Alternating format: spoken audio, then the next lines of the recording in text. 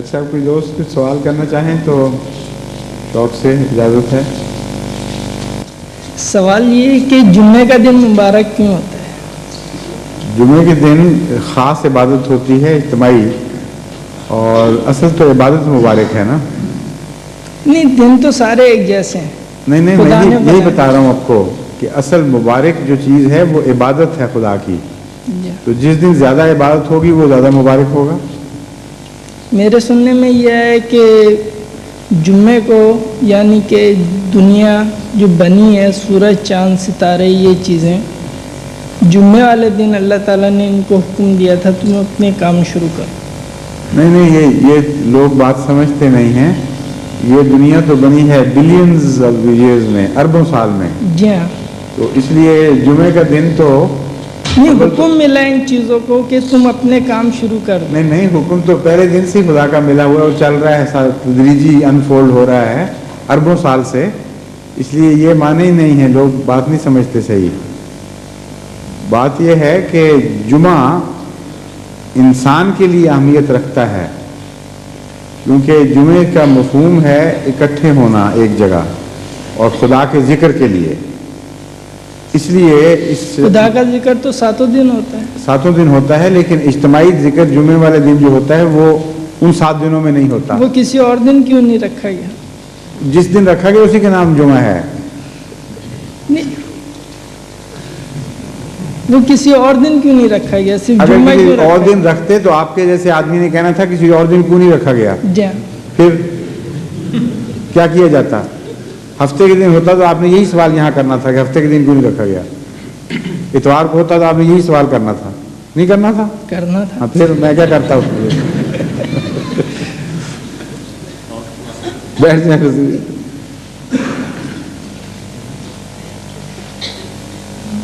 اور حضرت ہماری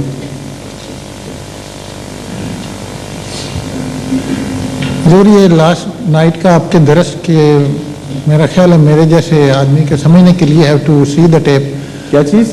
لاسٹ نائٹ درس Quran to understand it. I think it needs about to replay it a couple of times, especially comparison of evolution with the parallel to development of religion.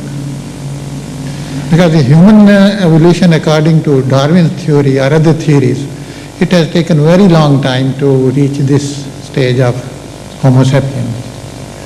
But religious development has not taken so long. بات یہ ہے کہ خدا تعالیٰ نے اس مثال میں ہی اس بات کا جواب دے دیا جو قرآن کریم نے پیش کی ہے. فرمایا ہے کہ دیکھو ماں کے پیٹ میں کیسی تصویروں میں سے گزرتے ہو تم، کن کن شکلوں سے نکلتے ہو. تو ماں کے پیٹ میں 9 مہینے کے اندر وہ ایوولوشن ریپیٹ ہو جاتی ہے جو ملینز اور ملین بلکہ بلینز ایئرز سے تعلق رکھتی ہے. تو اسکیل چھوٹی ہو گئی ہے نا اب. تو مذہب کی تاریخ پر بھی اسی اسکیل کا اثر پڑے گا اسی حد تک. انسان کی جو پیدائش ہے اس نے 9 مہینے کے اندر وہ ساری فلم انوائنڈ کر دی جو بلینز آف ایئرز پہ پھیلی ہوئی ہے. تو انسان کے زمانے میں اسکیل اسی حد تک اسی نسبت سے چھوٹی ہو گئی ہے. اب ڈیولپمنٹ کی رفتار اسی نسبت سے تیز ہو گئی ہے. اب آپ یہ دیکھ لیں کہ جہاں تک انسانی ترقی کو ملحوظ رکھا جائے تو انسانی ترقی کی رفتار بھی جوں آگے بڑھ رہی ہے اس میں ایکسلریشن آتی چلی جا رہی ہے. اور اتنی ایکسلریشن آ گئی ہے کہ اگر آج کل کے 10 سال کی ترقی کو آپ ملحوظ رکھیں تو گزشتہ آدم سے لے کر 10 سال پہلے تک کی ساری ترقی مٹیریل ٹرمز میں اس کے برابر نہیں نظر آئے گی. اتنے بڑے بریک تھرو ہوئے ہیں اور آئندہ 10 سال میں اس رفتار نے اور بڑھنا ہے اسی طریقے سے. تو ایکسلریشن آتی جا رہی ہے.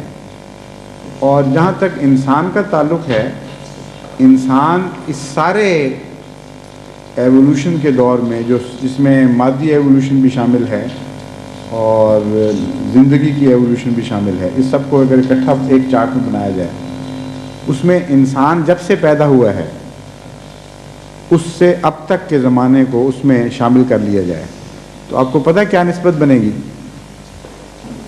اگر فرض کریں، میں آپ کو سمجھانے کے لیے بتا رہا ہوں کہ کیوں سکیلز بدل گئی ہیں، فرض کریں کہ 24 گھنٹے کے اندر وہ سب کام ہو گیا جو ابتدائی آفرین سے لے کر اب تک ہوا ہے، تو 24 گھنٹے کے اندر یعنی اس سکیل کو سکیڑ کے، جس طرح آپ کرتے ہیں نا دنیا کا نقشہ اتنی سی جگہ میں لے آتے ہیں اور سکیل بدل دیتے ہیں، تو اگر ٹائم سکیل بدل کر آپ 24 گھنٹے کی سکیل پر لے آئیں یعنی ایک دن پہ، تو انسان پتہ کب پیدا ہوا ہے اور اس کو کتنا حصہ ملا ہے اس زمانے میں سے؟ 24 گھنٹے میں سے 23 گھنٹے 59 منٹ 59 سیکنڈ مکمل وہ ہیں جس میں انسان ابھی پیدا ہی نہیں ہوا. 23 گھنٹے آخری ایک سیکنڈ کا جو آخری حصہ ہے اس میں آ کے انسان پیدا ہوا ہے. اگر انسان کی ترقی کے لیے وہی اسکیل استعمال کی جاتی تو ایک سیکنڈ کے اس تھوڑے سے حصے میں کچھ بھی نہیں ہو سکتا تھا، ناممکن تھا. اس کا علاج اللہ تعالیٰ نے یہ کیا کہ اس کی ترقی کی رفتار بہت بڑھا دی، اتنی زیادہ تیز کر دی کہ اس کی پیدائش 9 مہینے میں بلینز آف ایئرز کی ایولیوشن کو یا ملینز کی ایئرز آف ایولیوشن کو ریپیٹ کر جاتی ہے، اور خود وہ ترقی اس تیزی سے کر رہا ہے کہ اب وہ ایک سال میں اتنی سٹرائڈز کر لیتا ہے جو پہلے ہزاروں سال میں نہیں کر سکتا تھا. اس لیے سکیلز بدل گئی ہیں. تو مذہب کی ایولیوشن کیوں تیز نہ ہوتی؟ مذہب کی ایولیوشن اگر اس سکیل پہ کی جاتی تو انسان کو پیدا ہی پھر پہلے ہونا چاہیے تھا.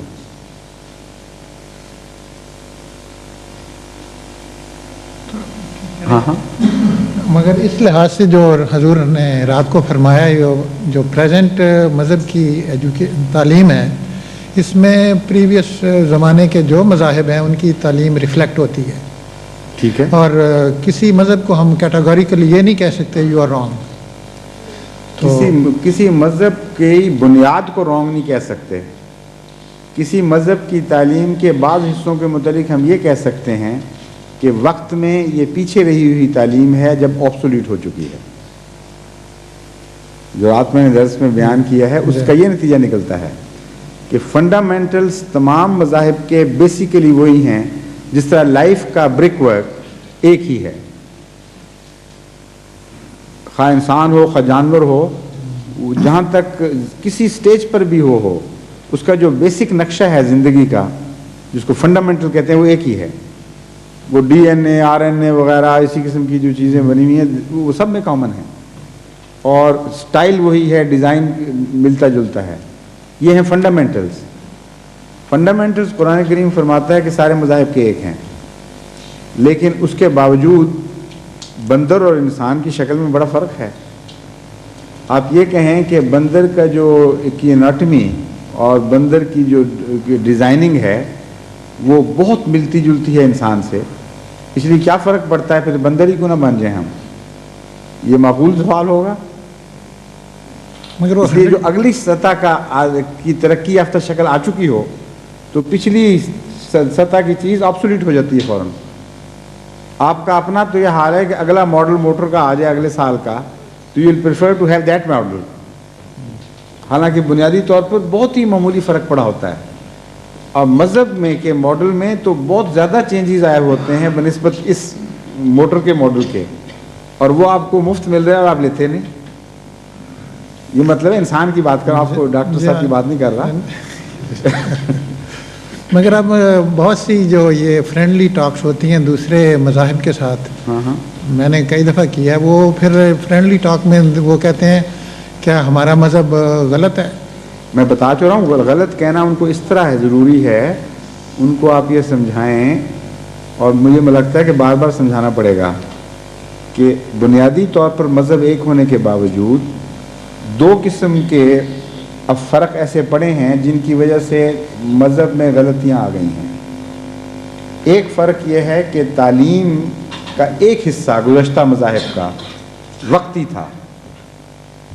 جس طرح انسان کی ترقی میں سوشل پیٹرن میں اس کے اندر ایک حصے میں انسان کے گڈے نے ایک بڑا اہم رول پلے کیا ہے. اب اس زمانے میں جا کر آپ دیکھیں تو گڈے کو غلط کہہ ہی نہیں سکتے. وہ سب سے زیادہ اس زمانے کی ترقی یافتہ صورت ہے. کارٹ گڈا جس کو کہتے ہیں آرڈنری لکڑی کے بنے ہوئے ویلز, اور آپ اس کو غلط ان معنوں میں کہہ ہی نہیں سکتے کہ اس زمانے میں سب سے ایڈوانس طریقہ تھا کیریج کا. لیکن جب گڈے کے بعد اور تیز رفتاریاں سواریاں چیریٹس ٹائپ کی ایجاد ہوئی جو اس سے بھی زیادہ تیز رفتار تھیں, یا کنوینس کے لیے اور ماڈرن طریقے استعمال ہو گئے, ایجاد ہو گئے, یہاں تک کہ فریٹ ٹرینز اور بڑے بڑے ٹرک اور یہ سب چیزیں, اس وقت گڈے والا آپ سے بحث شروع کر دے کہ میں تو گڈے ہی رکھنا چاہتا ہوں کیونکہ تم کہتے ہو کہ اس وقت یہ پرفیکٹ تھا اپنے وقت کے لحاظ سے, تو اس کا یہ معقول ہوگا سٹانس؟ بس یہی جواب ہے کہ ہم غلط نہیں کہتے, کیونکہ جس وقت یہ تعلیم آئی تھی اس وقت درست تھی, لیکن زمانے سے تعلق رکھنے والی تھی, اس لیے اس کا وہ حصہ جو زمانی ہے وہ غلط ہو گیا آج کے کانٹیکسٹ میں, اس وقت کے کانٹیکسٹ میں نہیں. لیکن جو بنیادی حصہ ہے دین قیمہ جس کو قرآن کریم فرما رہا ہے وہ جاری ہے, اس کو کبھی کوئی غلط نہیں قرار دے سکتا. اس میں بیسکس ہیں کہ ورشپ کرو, انسان کے حقوق کا خیال رکھو, اپنے اموال میں سے غریبوں کے لیے اور خود نیک کاموں میں خرچ کرو, اس کو کوئی زمانہ بھی غلط نہیں کر سکتا. یہ فنڈامنٹلز ہیں. دوسرا حصہ وہ ہے جو انہوں نے خود بدلا دیا, ابتغاء تعویل, ابتغاء فتنت و ابتغاء تعویل جو کل کی آیت ہے اس میں اس کا ذکر ہے کہ کچھ حصہ تو ایوولوشن کے پروسیس میں تمہارا پیچھے رہ گیا, کچھ وہ ہے جس کو تعویل کی خاطر اپنی مرضی کے مطابق بنانے کے لیے یا فتنہ پیدا کرنے کے لیے, اموال ذاتی منافعت کے لیے پیسے کھا کر کسی کی مرضی کی بات بنا لی, قرآن کریم سے نکال دی, حدیث سے نکال دی, یہ کر کے تم نے دین کو بگاڑ دیا. یہاں تک کہ اکثریت نے اسے دین کا حصہ سمجھ لیا. بعد کے آنے والے دین نے فرقان کا کام کیا اور بتا دیا کہ یہ حصے خدا کے نہیں ہیں بلکہ انسان کے ہیں, اس لیے وہ حصہ غلط ہے. تو جب غلطیاں ہو گئیں تو پھر ان کو دکھانے غلطیاں ثابت کر دی جائیں, تو تمہارا فرض ہے کہ ان غلطیوں کو چھوڑ کر جو موسٹ ماڈرن لیٹسٹ ماڈل مذہب کا نکلا اس کو قبول کرو. یہ اگر کنفیوژن تھا رات ہی تو پھر رات کو پوچھ لینا چاہیے تھا آپ کو, تاکہ وہاں بھی دور ہو جاتا. تبھی تو میں نے موقع دیا تھا سوالوں کا. اچھا جی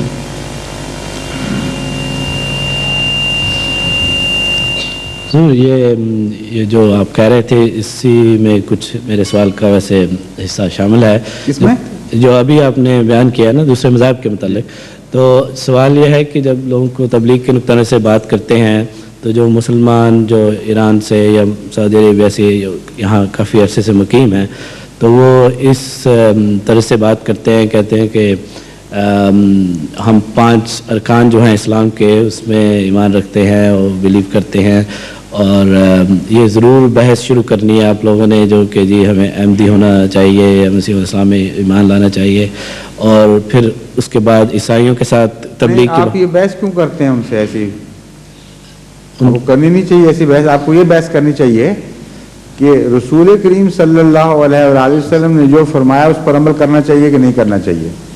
جی وہاں سے بات شروع کریں اور یہ پوچھیں کہ رسول اللہ صلی اللہ علیہ وسلم نے فرمایا ہے کہ نہیں کہ امام مہدی آئے گا تو اس کو مانو اور مسیح آئے گا تو اس کو مانو. اس کا وہ کہتے ہیں کہ جب آئے گا تو ایک بہت بڑا ہجان برپا ہوگا دنیا میں, تو پتہ چل جائے گا. جی بنیاد تو قائم ہو گئی نا پھر. جی وہ یہ مانتے ہیں کہ نہیں؟ یہ مان لیتے ہیں. ہم تو یہی بتا رہے ہیں کہ وہ آ گیا, بس اس پر بحث کرو آیا کہ نہیں آیا. اگر آ گیا ہے تو ان سے کہیں کہ تم خود مانتے ہو, پھر ماننا ضروری ہو جاتا ہے. یہ ضرور مانتے ہیں کہ آنا, بس پھر جب کہتے ہیں جی تو آپ ان سے کہیں کہ صرف تم یہ نہیں مانتے کہ آنا ہے, تم یہ مانتے ہو کہ اتنا بڑا ایونٹ ہے یہ کہ اسلام کی زندگی اور موت اس سوال سے وابستہ ہو جائے گی. آئے گا اس لیے کہ مسلمان بگڑے ہوں گے, آئے گا اس لیے کوئی نئی زندگی دے, نئی تنظیم بخشے, ساری دنیا میں اسلام کے غلبے کا سامان کرے. یوں اس نے تماشا دکھانے تو نہیں آنا, یہی مقام کرنے آنا ہے. یہ باتیں جب ان سے پکی کرتے ہیں تو یہ مسئلہ ایک دم اہمیت اختیار کر لیتا ہے خود ان کے نزدیک. ان کو کہیں کہ تمہارا یہ عقیدہ ہے اور ہم سمجھتے ہیں آ گیا, ہمارا فرض نہیں تمہیں بتائیں کہ آ گیا ہے, اور اگر اس کا آنا نہ آنا اتنا ہی بے معنی ہے جتنا تم میرے سامنے پیش کر رہے ہو, تو پھر رسول اللہ صلی اللہ علیہ وسلم کو کیا ضرورت تھی کہ اتنی بڑی پیشگوئی کرتے اور اتنی اہمیت دیتے اس بات کو. اس لیے بات بنیادوں سے شروع کرنی چاہیے. جی. اور اس کے بعد پھر دوسرے جب اسلام دوسرے مذاہب رکھنے والے لوگوں کو پھیلانے کی بات ہوتی ہے کہ ان کو اسلام کا بتایا جائے, عیسائیوں کو, یہودیوں کو, تو اس کے ضمن میں ایسے بات کی کہتے ہیں کہ وہ بھی اگر نیک اعمال پہ کر رہے ہیں, اچھی بیٹر ہیومن بینگز, تو ان کو خدا خود ہی معاف کر دے گا, ان کو ضرور ایسے ڈسٹرب کرنا ہے. دیکھیں صرف ان کی معافی کا سوال نہیں ہے, یہ تو بڑی خود غرضی ہے اس اپروچ میں. جی. بات یہ ہے کہ مذہب ایک سسٹم کو درست کرنے کے لیے آتا ہے, اور جب سسٹم درست ہوتا ہے تو انفرادی حادثہ نہیں ہوتا کہ چند آدمی اچھے, بلکہ بھاری اکثریت کے لیے اچھا ہونے کے لیے بہتر سامان پیدا ہو جاتے ہیں. اس لیے ریولوشنز کی ضرورت آتی ہے مذہبی دنیا میں. انفرادی طور پر ایک آدمی اچھا ہو سکتا ہے ہر جگہ, انفرادی طور پر رشیا میں بھی آدمی اچھے ہیں, امریکہ میں بھی ہیں, مختلف جگہوں پر ہیں, لیکن نظام بدلنے کی کیوں ضرورت پڑتی ہے؟ پھر نظام بدلنے کی اس لیے ضرورت پڑتی ہے کہ اگر نظام اچھا آ جائے تو اکثریت کے لیے اچھا ہونے کے بہتر مواقع مہیا ہو جاتے ہیں. اس لیے مذہبی نظام کو یا بدلنا پڑتا ہے یا ریوائیو کرنا پڑتا ہے. اب ان سے آپ اس بات کو یوں بھی چھیڑ سکتے ہیں کہ تم یہ دیکھو کہ چند آدمی نماز پڑھتے ہیں, چند آدمی نیکی بھی کرتے ہیں, لیکن مزاج کے لحاظ سے اس وقت اسلامی دنیا کی بھاری اکثریت غیر صالح ہو چکی ہے یا نہیں مزاج کے لحاظ سے. اور مزاج کے لحاظ سے دن بدن یہ تنزل کی طرف قدم آگے بڑھ رہا ہے کہ نہیں. مزاج کے لحاظ سے فساد ہماری معاشی, تمدنی, اخلاقی حالت میں دن بدن زیادہ گہرے طور پر سرایت کر رہا ہے کہ نہیں کر رہا. انفرادی بحث نہیں کرنی چاہیے. وہ تو قرآن بھی کہتا ہے کہ یہود میں بھی اچھے لوگ ہیں, قرآن بھی کہتا ہے کہ عیسائیوں میں اچھے لوگ ہیں. تو ہم تو جب ان سے بحث کریں گے عیسائیوں یہودیوں سے, تو یہ تو فنڈامنٹلز میں ہمارے داخل ہے. ہم قرآن کی بات کے طور پر پہلے ہی مان رہے ہیں, کوئی نئی بات نہیں وہ ہمیں بتا رہا ہے. ان کو یہ بتانا پڑے گا کہ قرآن نے جس وقت آغاز ہوا تھا 1400 سال پہلے, جس وقت تمہاری حالت آج سے بہتر تھی, اس وقت بھی کہا تھا کہ تم میں اچھے لوگ ہیں, لیکن پھر بھی ضرورت ہے تمہاری اصلاح کی. تو آج تو تم بدتر ہو گئے, آج اس سے بھی زیادہ ضرورت ہے تمہاری اصلاح کی, اجتماعی اصلاح کی. دوسرے یہ کہ انفرادی طور پر چند نیکیوں کی وجہ سے جو نظریاتی ہے فساد وہ دور نہیں ہو سکتا. بعض نظریات ایسے ہیں جو فساد پیدا کرنے کا موجب بن جاتے ہیں, جن کے اندر اصلاح کی طاقت نہیں ہوتی. اس لیے نظریاتی لحاظ سے ضروری ہے کہ اصلاح کی جائے, اس کے بغیر عمومی طور پر انسان کے لیے بہتر مستقبل کی ضمانت نہیں دی جا سکتی.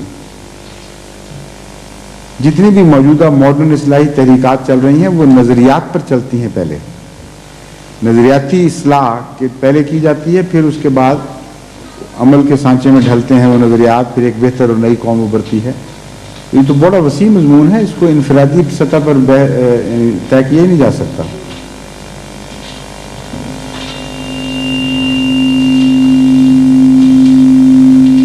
اور کوئی فرمائیے. اکثر اشخاص یہ جاننے کے باوجود کہ زندگی عارضی ہے, دولت کی ہرس میں سرگرداں رہتے ہیں. حضور سے درخواست ہے کہ ہماری تسلی کے لیے فرمائیں کہ کیا یہ خواہش قدرتی ہے یا کسبی, اور اسلامی تعلیم کا किस हद तक इस पर असर होता है?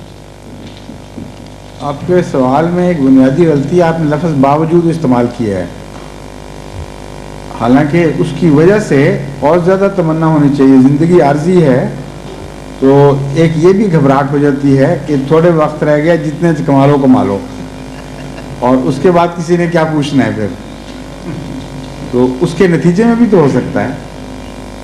वाक़या ये है कि इंसान की ज़िंदगी खा आर्जी हो, खा 10,000 साल की हो या उससे भी ज़्यादा, कुरान करीम ने इस मज़मून पे पहले ही रोशनी डाल दी है कि तमन्ना मज़ीद की ये इंसानी फितरत में दाखिल है, उम्र के लिहाज से भी, दौलत के लिहाज से भी। अल्लाह ताला उम्र के मुतालिक फरमाता है कि कितनी बड़ी हम तुम्हें उम्र दे दें, फिर भी तुम यही कहोगे कि अभी और भी मिल जाए तो ठीक है। और इंसान का ये हाल है कि अगर एक वादी सोने से भरी उसको मिल जाए तो वो और की तमन्ना करेगा, हिर्स उसकी पूरी नहीं होती। कुरान करीम में भी इस मज़मून पर रोशनी है, अहादीस में भी कसरत से इस मज़मून पर रोशनी मिलती है। इसलिए ये फितरत का मामला है। इंसानी फितरत में मज़ीद की तमन्ना खुदा ने रख दी है, और ये तमन्ना उसकी तरक्की की खातिर रखी गई है। अब इसे आप चाहें तो सही रुख पर इस्तेमाल कर लें, चाहें तो गलत रुख पर इस्तेमाल कर लें। अगर ये मोटिव फोर्स होती ही ना तो मजहब भी नहीं पैदा होना था। फ़र्क सिर्फ ये है कि इस ताकत को अगर आप गलत रस्तों पर इस्तेमाल करेंगे तो मादा परस्ती का रुझान बढ़ता चला जाएगा और मादे की हिर्स बढ़ेगी।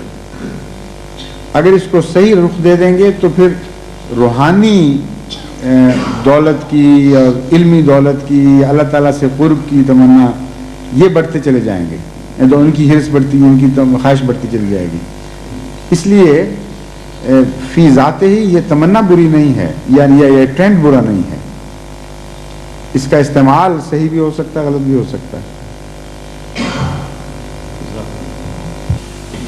फरमाइए रशीद अब्दुल रशीद साहब। हुजूर, ये सवाल मेरे ख्याल में पहले पूछा जा चुका है, लेकिन ऐलान कर देना आखिर पे कि आइंदा से वहाँ कुर्सियों पर हुआ करेगी। ये कोई दोस्त अगर यहाँ आने में तरद्दुद करते हों तो वो बता देंगे दोस्तों को। हुजूर, सवाल के दो पार्ट्स हैं जी।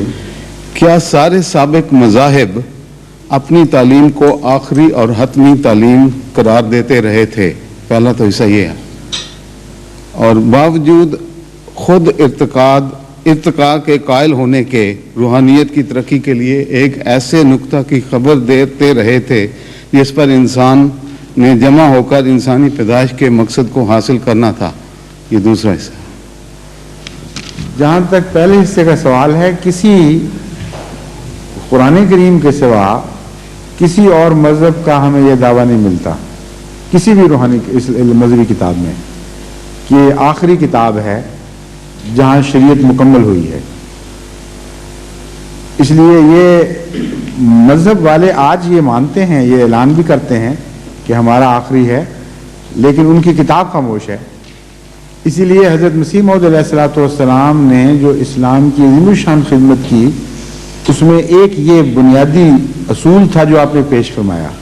इससे पहले कभी किसी ने इस तरीक़ पर गैर मज़ाहिब का मुकाबला नहीं किया था। इसी वजह से उस ज़माने में बहुत बड़ा इम्पेक्ट पैदा हुआ था मुसलमानों पर, मुसलमान उलमा पर, कि ये बिल्कुल एक नया जदीद है जहाद का तरीक़, इल्मी जहाद का, जो इससे पहले नहीं हुआ।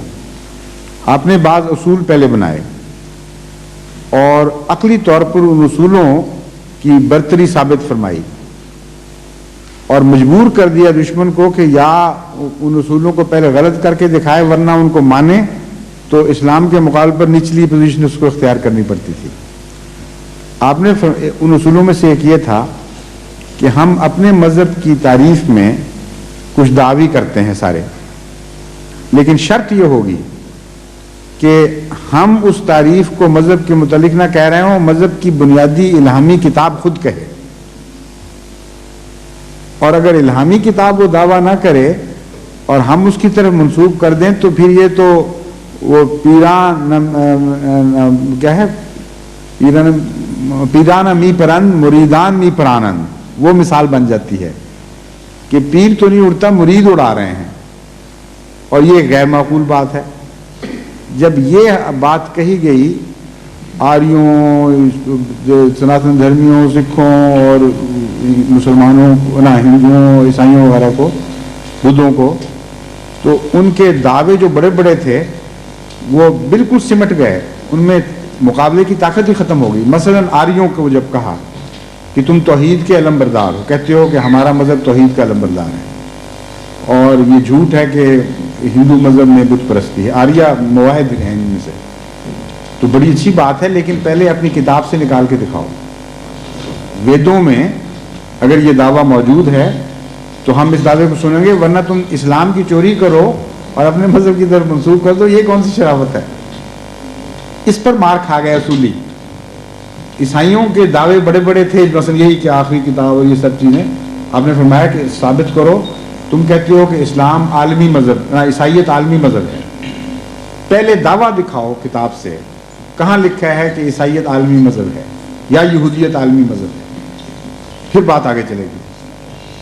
تو یہ بہت ہی اہم ایک خدمت تھی اسلام کی، جو مسیح موعود علیہ الصلوۃ والسلام نے یہ بنیادی اصول پیش کر کے کی، جس سے بحثیں سکڑ گئیں اور اصولوں کی طرف سے مٹائیں۔ دوسرا حصہ کیا تھا؟ حضور باوجود میں سارا سوال پھر پڑھتا ہوں، کیا سارے سابق مذاہب اپنی تعلیم کو آخری اور حتمی تعلیم قرار جواب دیتے دے تھے دیا نا کہ نہیں دیتے تھے، اور یہ اسی اصول سے ہم نے پکڑا ان کو۔ یا وہ خود بھی ارتقاء کے قائل تھے؟ ارتقاء کے؟ جی، ارتقاء کن معنوں میں؟ To call them self superior, اپنے آپ کو بہت اہمیت دینے والے۔ دیکھیں، ہر مذہب جس وقت وہ ریویل ہوا ہے اس کی نسبت پرانے مذاہب کے مقابل پر جدید ترین تھی اس کی پوزیشن، تو جو جدید ترین ہوگی وہ اپنے آپ کو اچھا بھی سمجھے گی اور ہوگی بھی اچھی۔ کبھی آپ یہ نہیں دیکھیں گے کہ نیا ماڈل آیا ہو اور وہ جو چیزیں اس وقت اس سے پہلے اچھی ایجاد ہو چکی ہیں ان کو نظر انداز کر کے پرانی گندی غلطیوں کو ریپیٹ کرنا شروع کر دے۔ اس لیے انسانی ترقی میں ہمیشہ یہ چیز دکھائی دے گی، خواہ وہ مذہب کی دنیا ہو یا خواہ دوسری دنیا ہو، کہ جو لیٹسٹ ورشن ہے، اگر وہ ورشن مذہب کے معاملے میں خدا کی طرف سے ہے واقعتاً اور لیٹسٹ ہے، تو اس وقت وہ سب سے اچھی ہوگی۔ پرانی غلطیوں سے جو بعض انسان نے داخل کی ان سے پاک ہوگی، اور بعض صورتوں میں نئے تعلیم کے ایسے زاویے پیش کرے گی، نئے اضافے کرے گی جس سے حسن بڑھ جائے گا۔ تو ہر مذہب کو اس کے سابق سے کے مقابل پر جب دیکھا جاتا ہے تو وہ مذہب حسین ترین ہے، اس کے مستقبل میں آنے والے کے مقابل پر جب دیکھا جاتا ہے تو وہ اس کے مقابل پر کم درجہ اختیار کر جاتا ہے خود بخود۔ اب سوال جو بنیادی اٹھنا چاہیے وہ یہ ہے کہ کیا یہ سلسلہ اسی طرح قیامت تک کے لیے جاری رہے گا، اور ہر مذہب کے بعد ایک اور بہتر مذہب آنا لازمی ہے، یا یہ سلسلہ کہیں رک جانا چاہیے تھا؟ یہ عقلی سوال ہے۔ اس کا جواب قرآن کریم نے بعض امور، بنیادی امور کی طرف توجہ دلا کے کیا ہے، اور اسی وجہ سے قرآن کریم بار بار انسانی رحم میں بچے کی بدلتی ہوئی شکلوں کی طرف اشارہ کرتا ہے اور متوجہ کرتا ہے انسان کو، اور یہ بتانا چاہتا ہے کہ ایوولوشن تو ہے، لیکن ایوولوشن کا ایک منتہا بھی ہے، ایک ایسا مقام ہے جس کی طرف ایوولوشن حرکت کر رہی ہے، اور جب وہ مقام پہنچ جاتا ہے تو اس سے آگے بڑھنا بند کر دیتی ہے۔ اس لیے ہر چیز کا ایک بلو پرنٹ اور ایک ڈیزائن ہوتا ہے۔ خدا تعالیٰ نے قرآن کریم میں جو مختلف آیات میں روشن ڈالی ہے، اس سے یہ نقشہ ابھرتا ہے کہ جس طرح کائنات کی تخلیق میں اللہ تعالیٰ نے یہ اصول پیش نظر رکھا یا اصول بنایا کہ ہر چیز اعلیٰ کی طرف حرکت کر رہی ہے، مگر اس اعلیٰ کا ایک پہلے سے ڈیزائن تھا جو انسان پر جا کے مکمل ہوا۔ اس لیے قرآن کریم بار بار سوا کا لفظ، سویتہ کا لفظ استعمال فرماتا ہے کہ انسان میں ہم نے تخلیق کو کامل کر دیا، اور جب انسان بن گیا تو مقصد جو آخری مقصد تھا وہ پورا ہو گیا. اس کے بعد ضرورت نہیں رہتی اسے مزید آگے بڑھانے کی. مذہب کی دنیا میں بھی قرآن کریم سے پتہ چلتا ہے کہ سارے زمانوں میں ہر خطہ زمین پر مذاہب پیدا ہوئے اور ایک سمت میں آگے بڑھنے شروع ہوئے، ایک کے بعد دوسرا بہتر آیا، یہاں تک کہ قرآن کریم فرماتا ہے کہ آج مذہب کامل ہو گیا. الیوم اکملت لکم دینکم واتممت علیکم نعمتی ورضیت لکم الاسلام دینا. تو بالکل وہی شکل ریپیٹ ہوئی تھوڑے عرصے میں جو لمبے عرصے میں زندگی کی نشو و نما کے لیے خدا تعالیٰ نے اختیار فرمائی تھی، یا اس سے بھی لمبے عرصے میں کائنات کی ترقی کے لیے اختیار فرمائی تھی. ڈیزائن وہی ہے، ہاتھ وہی ہے. وحدت کا اس میں مضمون بھی نظر آتا ہے کہ ایک ہی خالق ہے، ایک ہی پیدا کرنے والا ہے جو مادی دنیا کو بھی پیدا کر رہا ہے، زندگی کی شکلوں، زندگی کو بھی مختلف ادوار میں سے گزار رہا ہے، اور مذہبی دنیا کو بھی وہی پیدا کرنے والا، وہی ڈیزائن ہے.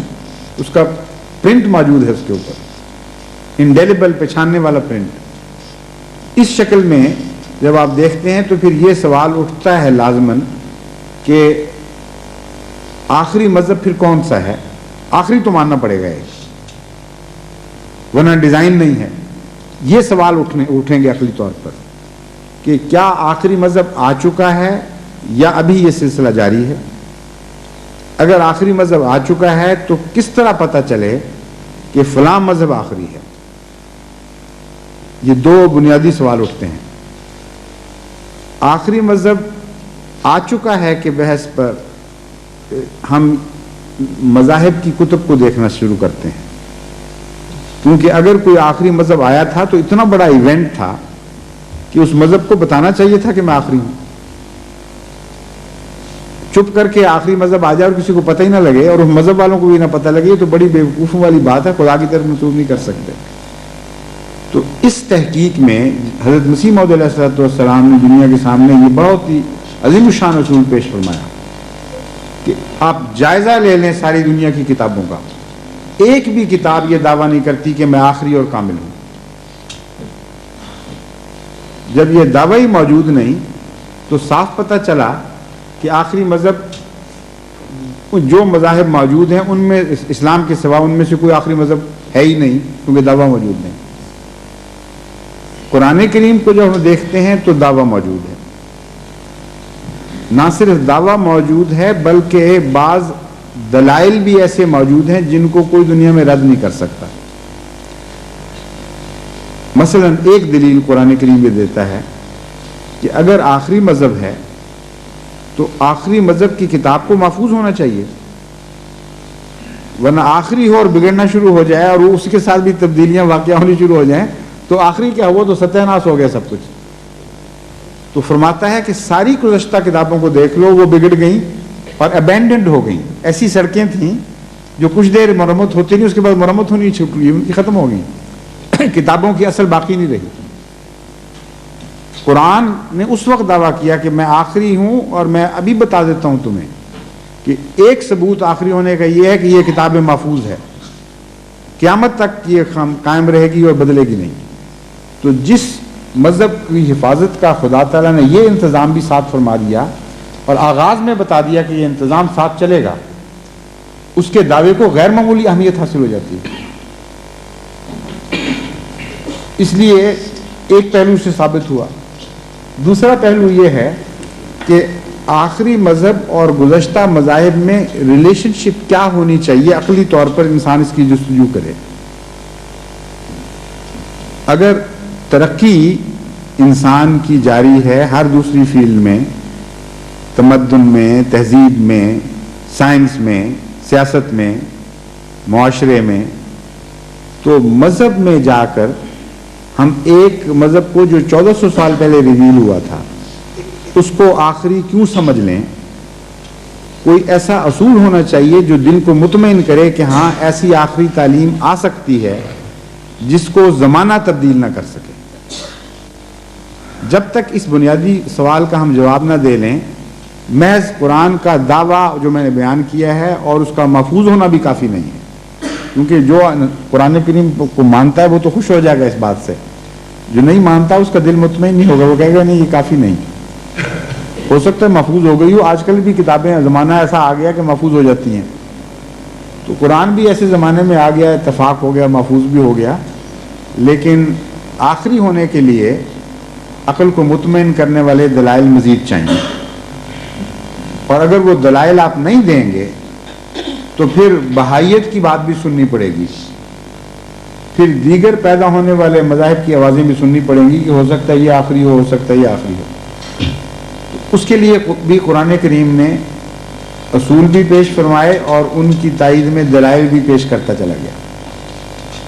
ایک بنیادی اصول جو قرآن کریم نے پیش فرمایا وہ یہ تھا ما ننسخ من آیت او ننسہا، ما ننسخ من آیت او ننسہا نات بخیر منہا او مثلہا، کہ ہم جو آیت بھی منسوخ کرتے ہیں، یہاں آیت سے مراد احکام الہی ہیں، احکامات الہی، یتلو علیہم آیات ہی والا مضمون ہے، یعنی شریعت کا نزول، تعلیم کا نزول، تو فرماتا ہے کہ ہم نے ایک اصول بنا لیا ہے، اور ایسا اصول ہے جو اس سے بہتر اصول پیش ہی نہیں کیا جا سکتا، ما ننسخ من آیت او ننسہا نات بخیر منہا او مثلہا، کہ جب ہم ایک مذہب کی بجائے نیا مذہب لے کر آتے ہیں، ایک تعلیم کی بجائے نئی تعلیم لاتے ہیں، تو اس کے پیچھے دو محرکات ہیں، ایک یہ کہ لوگوں نے اس تعلیم کو بھلا دیا ہو اور وہ مٹ گئی ہو یادوں سے، یعنی تبدیل کر دیا ہو، اس وقت کم از کم حق انسان کا یہ ہے کہ ہم اس تعلیم کو دوبارہ اجاگر کر دیں اور بحال کر دیں۔ دوسرا یہ ہے کہ اگر کوئی تعلیم امپرفیکٹ ہو زمانے کے لحاظ سے تو اسے مکمل کرنے کے لیے بہتر تعلیم لے آئیں۔ ان دو کے سوا کوئی جواز نہیں ہے مذہب بدلنے کا، یا مذہب ماننے والوں نے خود مذہب بدل دیا ہو، یا خدا نے یہ فیصلہ کیا ہو کہ اب انسان آگے نکل گیا ہے اس لیے مذہب کو بدلنے کی ضرورت پڑ گئی۔ یہ ایک غیر مبدل اصول ہے جس پر ہم قرآن کی تعلیم کو پرکھیں گے۔ جہاں تک اول کا تعلق ننسہا کا تعلق ہے، وہ میں پہلے بتا چکا ہوں کہ قرآن کو غیر مبدل کر کے ننسہا والی جو وجہ تھی وہ ختم کر دی خدا تعالیٰ نے، اس کی گنجائش کوئی نہیں رہی۔ جہاں تک بہتر تعلیم کا تعلق ہے، اس کا جواب قرآن کریم نے یہ دیا ہے، یعنی بعد میں بہتر آنے کا، کہ ہم نے مکمل کر دی ہے تعلیم، اس نقطہ نگاہ سے جائزہ لو، اور مکمل کے اوپر مزید اضافہ نہیں ہو سکتا۔ پروگریس ہوتی ہے پرفیکشن کی طرف قدم آگے بڑھانا، لیکن اگر پرفیکشن اچیو ہو جائے تو پرفیکشن کے اوپر مزید پرفیکشن نہیں ہو سکتی۔ پرفیکشن کن معنوں میں ہوئی ہے، یہ ابھی سوال بڑا کھلا ہے، یعنی اتنا آسان نہیں ہے اس کا جواب یا اس کی تفہیم، کیونکہ ایک آدمی ابھی بھی کہہ سکتا ہے، قرآن نے دعویٰ کیا نا پرفیکٹ ہو گیا ہوں، پرفیکٹ ہم کس طرح مان جائیں، انسان آگے نکل گیا، میں نے ابھی سوال اٹھایا ہے، اس کا کیا جواب ہے؟ اس کا جواب قرآن کریم نے ڈائریکٹلی ریلیٹ کر کے نہیں مگر الگ الگ جگہ دیا ہے، جس سے ایک مجموعی شکل ابھر رہی ہے ہمارے سامنے۔ فرماتا ہے کہ یہ مذہب ایسا ہے جس کا فطرت انسانی سے تعلق ہے، اور فطرت انسانی سے جس مذہب کی بنیادیں ہوں، اگر فطرت تبدیل نہیں ہوتی تو مذہب بھی تبدیل نہیں ہو سکتا۔ اگر فطرت کے تقاضے بدل جائیں تو اس مذہب کو لازماً پھر تبدیل ہونا پڑے گا۔ اس لیے یہ پرفیکشن ہے فطرت کے مناسبت سے، فطرت کے تعلق سے، اس لیے فطرت ٹائم لیس ہے۔ فطرت تبدیل نہ ہو تو بنیادی اصول جن پر فطرت کے لیے انسان مختلف راستے تجویز کرتا ہے چلنے کے، وہ بدل نہیں سکتے۔ اس کی مزید وضاحت اب میں آپ کو کر کے دکھاؤں گا، پھر آپ کو بات پوری طرح سمجھ آ جائے گی۔ ایک پہلے اس پر اعتراض میں اور اٹھاؤں کہ ہر مذہب یہ دعویٰ کر لے گا کہ اوہو یہ بات تھی تو فطرت کے مطابق تو ہمارا مذہب بھی تھا، قرآن کریم بھی فطرت کے مطابق ہے، تو پھر پہلے مذہب کیوں بدلے اگر وہ بھی فطرت کے مطابق تھے؟ اور اگر وہ فطرت کے مطابق نہیں تھے تو پھر اللہ تعالیٰ نے غیر فطری مذاہب کیوں دیے انسان کو؟ تو پھر خدا پر ہی ایمان اٹھا دو گے تم اسلام پر ایمان لاتے لاتے۔ اس لیے اس دعوے کو اور زیادہ وسیع طور پر دیکھنے اور جانچنے کی ضرورت ہے، یہاں تک کہ فطرت کے اندر ہمارے قرآن کی سچائی ڈوب جائے، پھر ہم محفوظ ہو جائیں گے۔ فطرت کے مطابق تو ہر مذہب ہوتا ہے، یہ شک نہیں، لیکن فطرت کے مطابق مکمل تعلیم اور فطرت کے مطابق غیر مکمل تعلیم یہ دونوں باتیں ممکن ہیں۔ قرآن کا یہ دعویٰ نہیں صرف کہ میں فطرت کے مطابق ہوں، یہ دعویٰ ہے کہ فطرت کے مطابق مکمل تعلیم ہے۔ اس کو سمجھنے کے لیے ہمیں ہسٹوریکل پرسپیکٹو میں تعلیموں کی ایوولوشن کو اب دیکھنا پڑے گا، اور اسلام تک پہنچیں گے تو پھر دیکھیں گے کہ آیا اب مزید گنجائش رہتی ہے کہ نہیں، کیا فطرت کے سارے تقاضے پورے کر دیے اسلام نے جبکہ کچھ تقاضے پہلے پورے ہوئے تھے۔ غیر فطری تعلیم کوئی بھی نہیں تھی، یہ آپ دعویٰ کر ہی نہیں سکتے کہ پچھلی تعلیمیں غیر فطری تھی۔ اب فرق صرف یہ ہے کہ قرآن کا دعویٰ یہ ہے کہ یہ بھی فطری تعلیم ہے مگر مکمل فطری تعلیم ہے، فطرت سے تعلق رکھنے والی مکمل تعلیم۔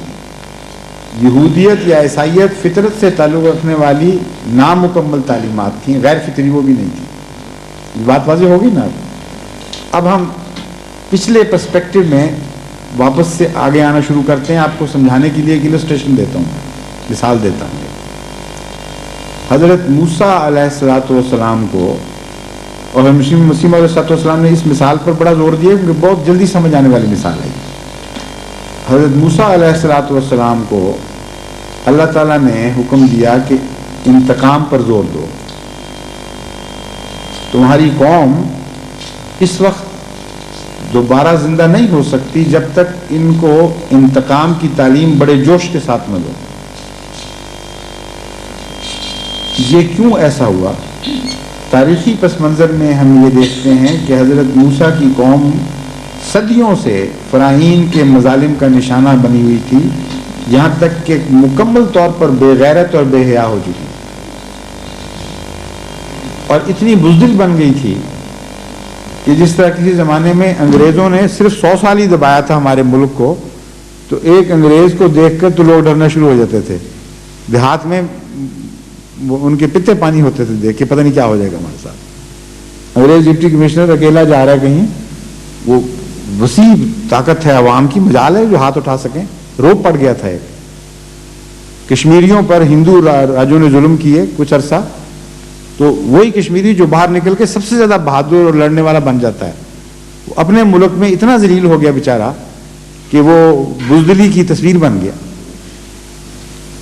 اب حضرت موسیٰ کی قوم کی یہی حالت تھی، ان کو خدا تعالیٰ کہتا ہے کہ معاف کرو اور معافی بہتر ہے، تو بزدل نے تو معافی کیے جانا تھا، اپنا حق لینے کا وہم بھی اس کے دل میں نہ تھا۔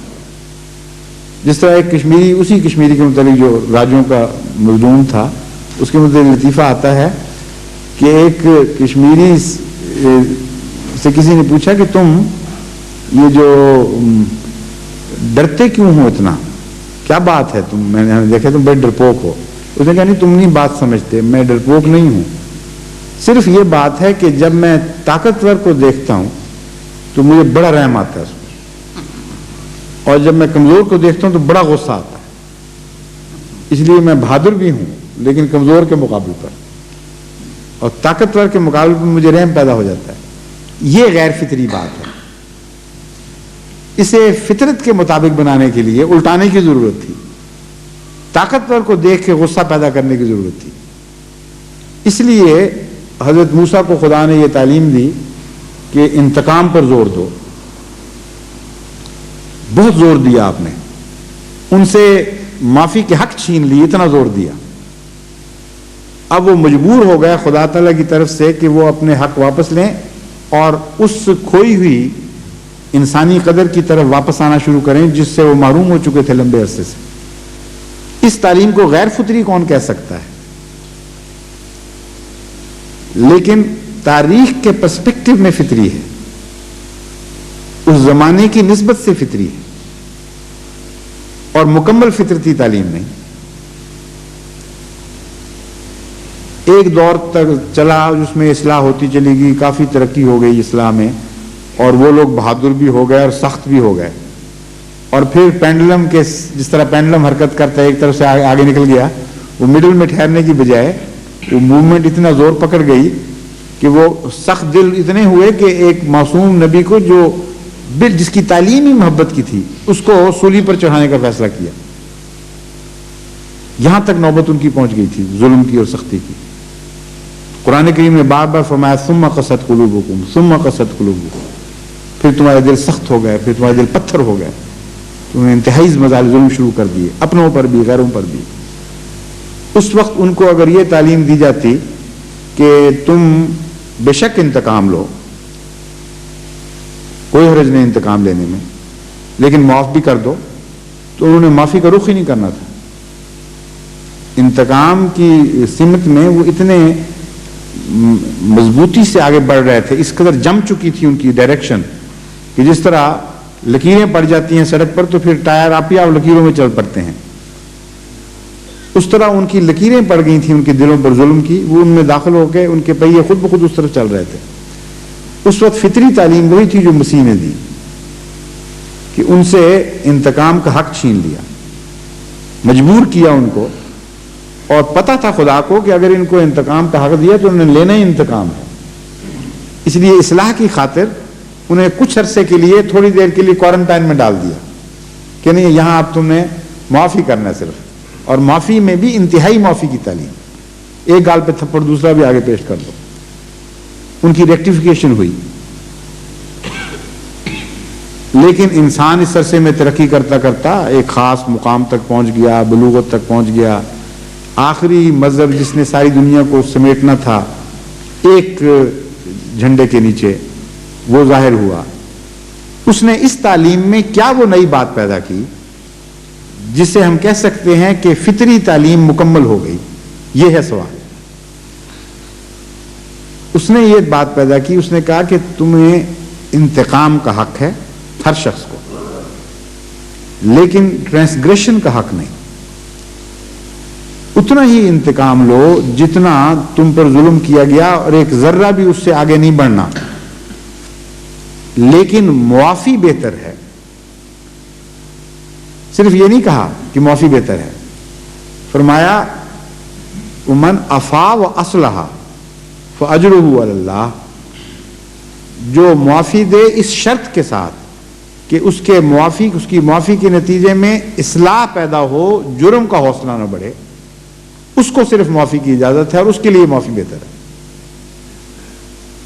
اس کو کہتے ہیں فطری تعلیم کا مکمل ہو جانا.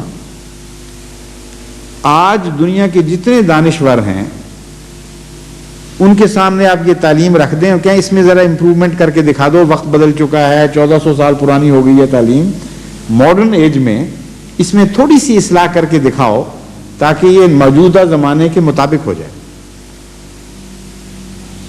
میں نے یہ سوال اٹھایا بھائیوں کے سامنے، خاص طور پہ امریکہ میں پادری، بڑے بڑے پادریوں سے، وہ سب سے نہیں چند سے ہوئی، لیکن کافی بڑے بڑے پادریوں سے جو کارڈینل کا رتبہ بھی رکھتے تھے، ان سے میری گفتگو ہوئی.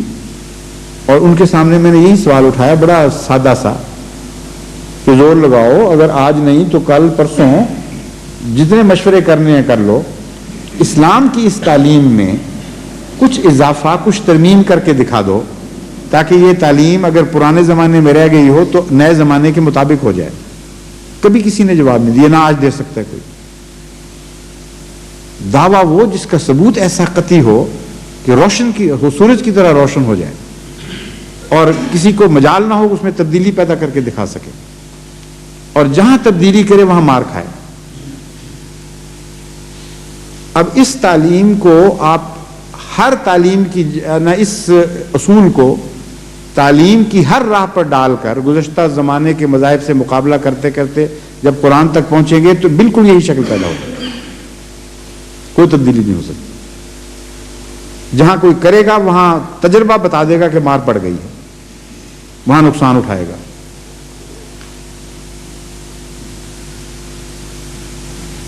آپ کا سوال ختم نہیں ہوا ابھی تک؟ حضور وہ یہ تیسرا پارٹ ہے سوال کا، تیسرا پارٹ ہے۔ آپ نے 2 پارٹس کا بتایا، حضور تیسرا پارٹ ابھی بنا ہے؟ تیسرا پارٹ آپ کے جواب سے نکلا ہے۔ اچھا اچھا، حضور وہ سوال یہ ہے کہ آپ نے آیت کوٹ کیا نماز کا وقت ہو گیا ویسے، پھر کل نہیں بتا دیں آپ تیسرا پارٹ تو آپ الیوم اکملت لکم دینکم، آپ نے وہ فرمایا نا، ہاں جی۔ تو کیا یہ آیت واللہ خیر الماکرین کا بین ثبوت ہے؟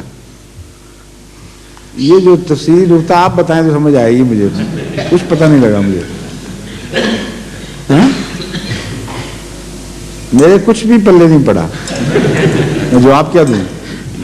حضور میں پھر پوچھ لوں گا اگلی دفعہ انشاءاللہ۔ مجھے یقین ہے اس وقت بھی پلے نہیں پڑے گا، مگر بہرحال دیکھتے ہیں آئندہ مجلس میں صحیح انشاءاللہ۔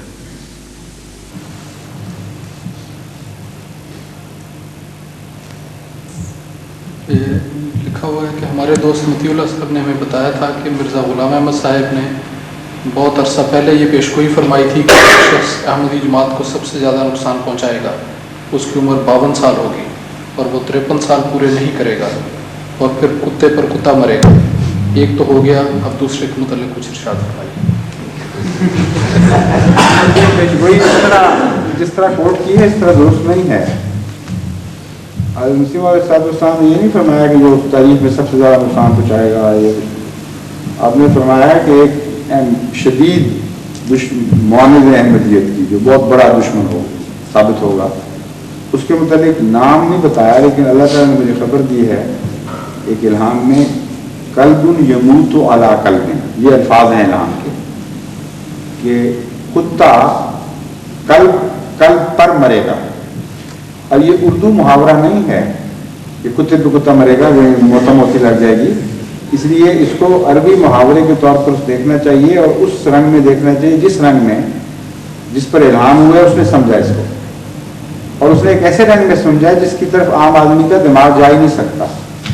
52 کا یہاں کوئی لفظ موجود نہیں، کوئی ہے یہاں کوئی اشارہ بھی نہیں، اس سے پتہ چلتا ہے کہ یہ غیر معمولی پیشگوئی ہے۔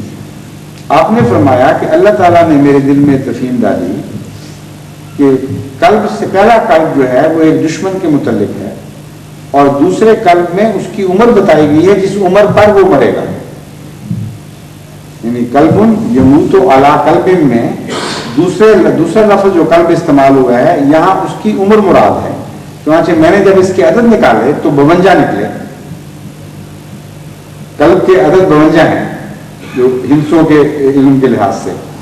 تو آپ نے فرمایا کہ اس زمانے میں لکھ رہے ہیں جبکہ ابھی ایسا کوئی شخص نہ تھا، نہ کوئی ذہن بات تھی، فرمایا کہ اس کے متعلق یہ یقینی بات ہے کہ ایک غیر معمولی طور پر دشمن ظاہر ہوگا جو احمدیت کو نقصان پہنچانے کی کوشش کرے گا، اور وہ 52 سال میں داخل ہونے سے پہلے نہیں مرے گا، اور 52 سال میں جب وہ قدم رکھے گا تو سال گزرنے سے پہلے ضرور مر جائے گا، تب یہ پیشگوئی پوری ہوگی۔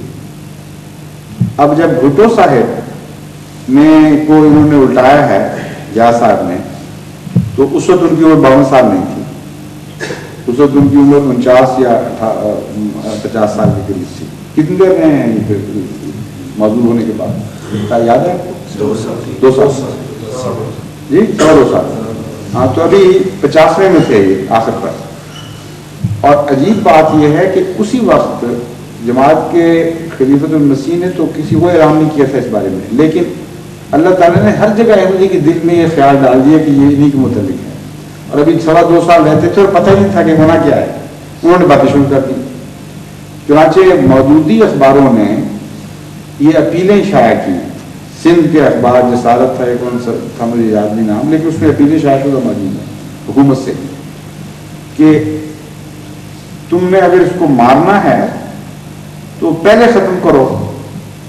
بعضوں نے کہا نہ مارو ورنہ یہ کہیں گے مرزا صاحب سچے نکلے، اس لیے چھوڑ دو، اور بعضوں نے کہا کہ اس سال نہیں مارنا، یہ سال نہ آنے دو، اور شور پڑ گیا، یعنی چھپے ہوئے واقعات موجود ہیں۔ اور وہی جو اپنے آپ کو سب سے بڑا دشمن احمدیت بنا رہا ہے آج، اس کے ہاتھوں خدا نے احمدیت کی تصدیق ظاہر کی ہے. یہ بات بھول جاتی ہے. مور لگا چکا ہے اس وقت اپنے ہاتھ سے کہ احمدیت سچی ہے. اسی کے ہاتھوں فیصلہ ہوتا ہے اور فیصلے میں تاخیر ہوتی چلی گئی یہاں تک کہ 52 سال نہیں آیا. اور جب 52 آیا تو پاکستان کی تاریخ میں صرف ایک سیاستدان ہے جس کی سالگرہ منائی گئی ہے اور 52ویں منائی گئی ہے صرف. اور بی بی سی نے اعلان کیا کہ آج بھٹو صاحب کی سالگرہ ہے اور 52ویں سال میں قدم رکھ رہے ہیں. اور اردو کی خبر میں قدم رکھ رہے ہیں کہ لفظ استعمال ہوئے ہیں اور پاکستان کے اخباروں میں یہ چھپی بات کہ اب بھٹو صاحب نے 52 سال میں قدم رکھا. اب بتائیے کہ قائد اعظم کا سال نہیں کبھی منایا گیا پیدائش کا اور بالیاقت علی خان کا سال پیدائش کا نہیں منایا گیا. ایک ہی سیاستدان ہے پاکستان کی تاریخ میں جس کی سالگرہ کا اعلان ہوتا ہے تشہیر کی جاتی ہے اور کسی اور سالگرہ کی. پہلے کتنی دیر رہ چکے ہیں وہ 1970 سے آئے ہوئے ہیں. کبھی پارٹی کو خیال نہیں ہے کہ سالگرہ منائے اتنا پاپولر لیڈر ہے. جب 52 میں داخل ہوتا ہے تو سالگرہ مناتے ہیں. ان میں نشانات نہیں ہیں کیا غیر معمولی خدا تعالیٰ کی تقدیر نظر نہیں آ رہی انگلی دکھاتی ہے. اور وہی کا فیصلہ ہے جس پر بنیاد ڈال کر آج سارے مظالم کیے جا رہے ہیں. اس لیے ظلم کا رستہ کھولا گیا ان کے ہاتھوں. اسی لیے خدا کی تقدیر نے ان کو پہلے پکڑا ہے. ان کا انجام بھی لازماً بند ہوگا. اس میں تو وہم کا سوال ہی کوئی نہیں. آج تک خدا تعالیٰ کی تقدیر نے کسی ظالم احمدیت کے دشمن کو چھوڑا نہیں ہے. ہمیشہ بد انجام کر کے چھوڑا ہے. مگر کب ہوگا یہ اللہ بہتر جانتا ہے. بعض لوگوں کا خیال ہے کہ جو 8 والا الہام ہے کہ 8 میں داخل 8 سے پہلے یموت قبل الثمانیہ 8 سے پہلے ہی مر جائے گا. اس کے مطابق مختلف احمدی دوست اندازے لگا رہے ہیں اور بعضوں کا خیال یہ ہے کہ فلاں تاریخ سے شروع کیا جائے تو 8 اب یہ اس میں بنیں گے 87 میں بنیں گے. مگر جب یہ پیشگوئی ظاہر ہوگی اس وقت پتہ چلے گا کہ وہ لگتی ہے کہ نہیں. عموماً جو مجھے لوگ خط لکھ رہے ہیں ان میں 2 پیشگوئیوں کو اکٹھا کر رہے ہیں. بعد 11 انشاءاللہ ایک ہے اور ایک یہ ہے کہ یموت قبل الثمانیہ. وہ ثمانیہ کب شروع ہوں گے کب سے شروع ہوتے ہیں یہ مختلف راہ الگ الگ ہیں. لیکن ایک یہ بھی ہو سکتا ہے کہ 8 کا یہ 9 پر بڑا زور دیتے ہیں یہ ساتھ اور 90 بھی پورا کرنا چاہتے ہیں. اب یہ عجیب بات ہے کہ یہ 90 کا مسئلہ وہی ہے جو زنجیر بھٹو صاحب نے بنائی تھی اور انہوں نے وہ ختم بھی ہو چکی پھر بوجہ اس زنجیر کو دوبارہ پکڑ لیا اور 90 کی زنجیر پھر اپنے لیے کریٹ کر چکے ہیں. پہلے کہتے تھے 9 سال ہے نا 9 ماہ اور پھر سن 90 سے پہلے 9 سال ہو گئے اور اب 90 سے پہلے میں نہیں جاؤں گا. اب 90 کا لفظ بھی آ گیا 9 کا لفظ بھی آ گیا. 88 میں 99 میں ان کے 90 پورے 89 میں 9 پورے ہوتے ہیں. اگر 8 سے مراد یہ ہو کہ 9 نہیں لگے گا اور 8 میں پکڑا جائے گا تو یہ 57 کا اینڈ یا 9 کا شروع 88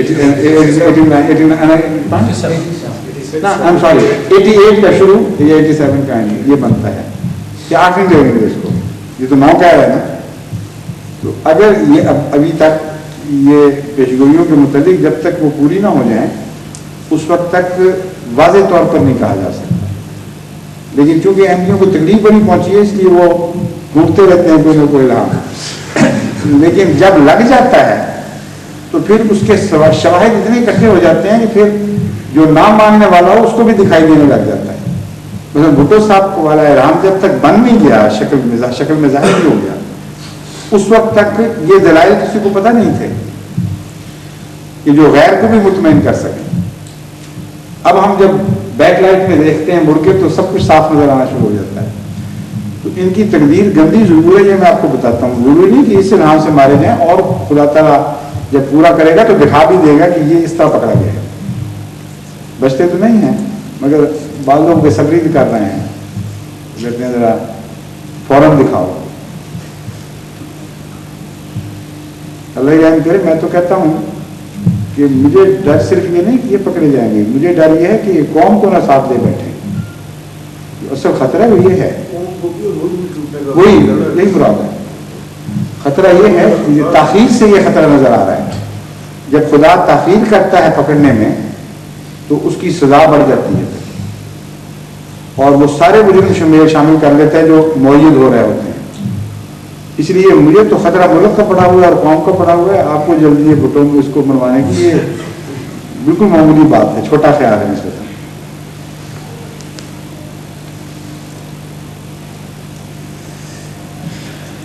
اور کوئی بات؟